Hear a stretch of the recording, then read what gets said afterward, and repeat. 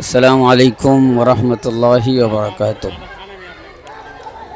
বসে বসে তামাশা দেখতেছি। মাদ্রাসায় ক্লাস শেষ করে বাসায় যাচ্ছি, পথে মধ্যে আটকে গেলাম। কারণ একটা গার্মেন্টসে 2-3 মাস যাবৎ বেতন দিচ্ছে না। এই জন্য কর্মীরা রাস্তায় এসে গাড়ি অবরোধ করছে। কি হাস্যকর একটা বিষয়! 2-3 মাসের বেতন দিচ্ছে না, আর কোনো কাজ না পেয়ে শত শত গাড়ি, হাজার হাজার মানুষের ভোগান্তি। ঢাকা আশুলিয়া